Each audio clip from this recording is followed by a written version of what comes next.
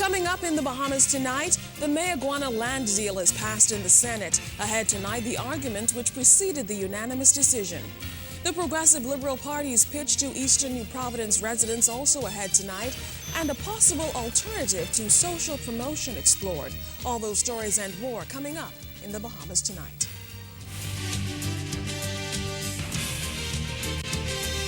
Covering the islands of the Bahamas, ZNS Network presents The Bahamas Tonight.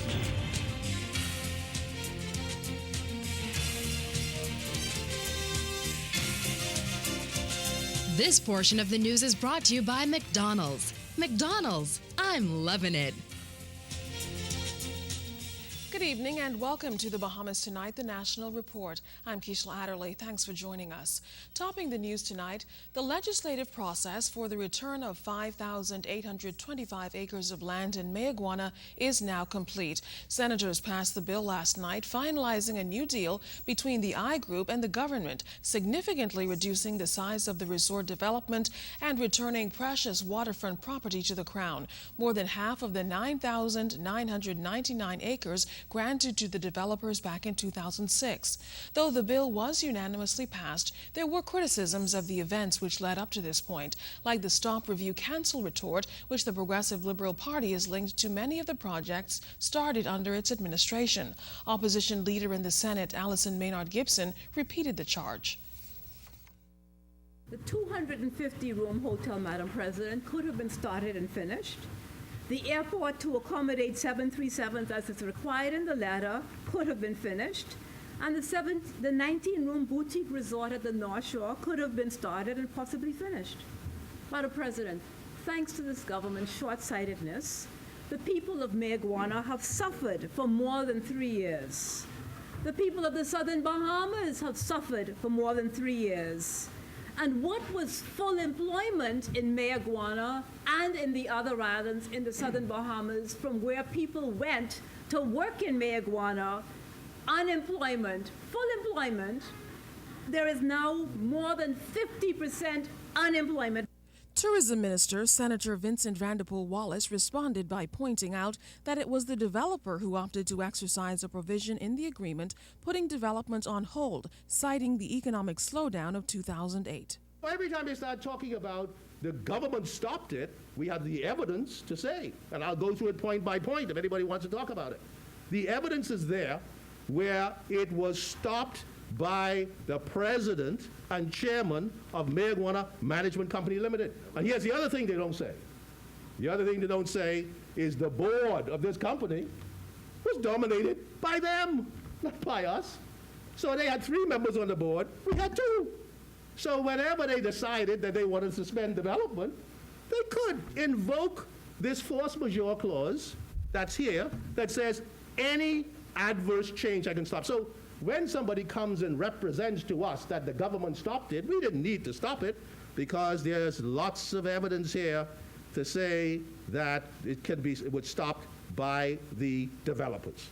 There was one thing that both sides agreed on, that the return of the 5,825 acres of land to the Bahamian Land Bank would bode well for the country. But Senator Michael Pintard said when compared to the F&M administration, the PLP took more land out of the hands of Bahamians. In 2007, the discussion was between the F&M and the Progressive Liberal Party who sold the most land. And I'm just suggesting, Madam President, and I'm prepared to withdraw, reconfigure my statement to anchor this point. The Progressive Liberal Party won the battles hands down. They have sold more land than the Free National Movement. Senator Michael Halkitis was also among those contributing to the debate. He said for years the Bahamas has followed the economic model of Sir Stafford Sands for the Bahamas, which promoted foreign direct investment. He said now we must focus on the real issues. We here in the Bahamas, those of us who are serving in this place and that other place, must concentrate our minds and focus our minds on the reality that we need to create 40,000 jobs for Bahamians. 40,000 jobs we need to create to wipe out unemployment, underemployment, and discouraged, not to wipe out the workers, but to wipe out that that discouragement. In other news tonight, the Progressive Liberal Party is predicting a sweep in the East. This from party leader Perry Christie during the official opening of the Yamacraw headquarters last evening. He also told residents of that area that the PLP candidate, Melanie Griffin, has been tried and tested and that she should be returned to Parliament. Our Altavis Munnings was there.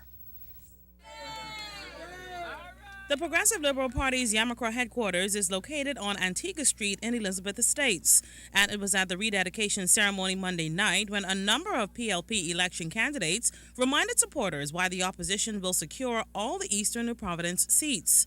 Party leader Perry Christie, though, took the opportunity to criticize Free National Movement leader Prime Minister Hubert Ingram for comments made on the weekend in North Andros attacking his party's candidate for that area, Dr. Perry Gomez. I just feel that when you take someone like a Perry Gomez, who has given service to this country in an incredible way, and just for political reasons,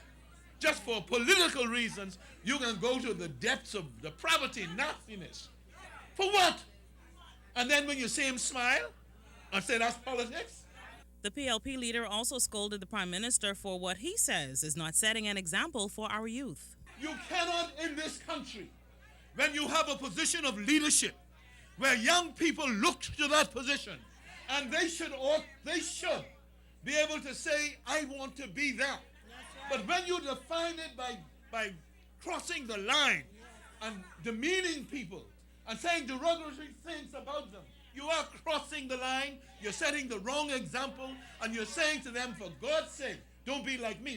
Mr. Christie then implored supporters and Bahamians everywhere to elect the Progressive Liberal Party as the next government of the Bahamas, as they believe in Bahamians first. We need to work together for safer streets, more secure homes, and greater prosperity for all.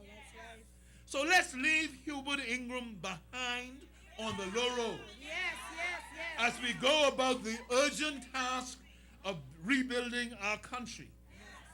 We need to rebuild it so that it can become a safer and more prosperous place for ourselves and for our children. Altavis Munnings, ZNS News.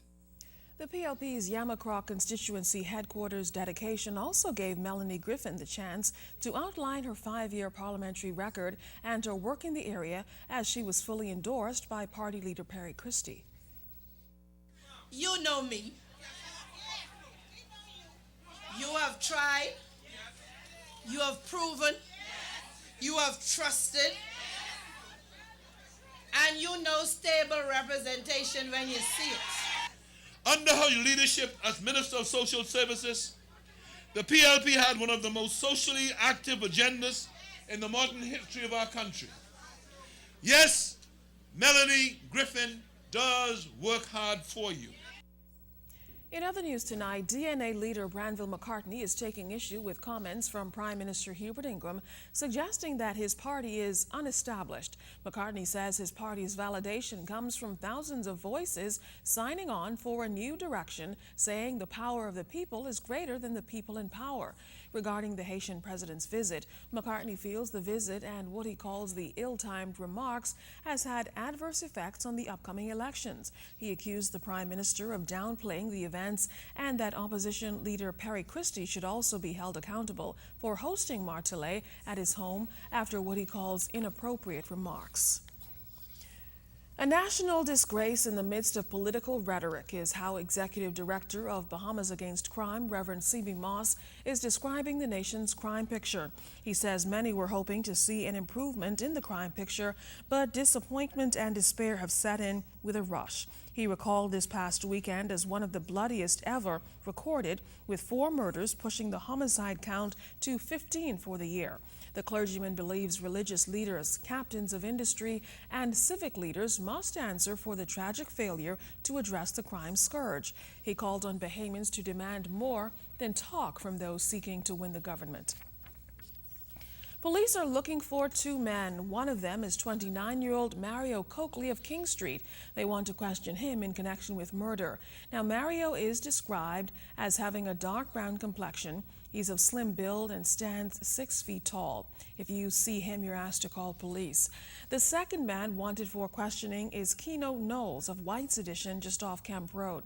Police want to talk to him about an unlicensed firearm. Keno has a light brown complexion, is of slim build, and stands 5 feet 11 inches tall.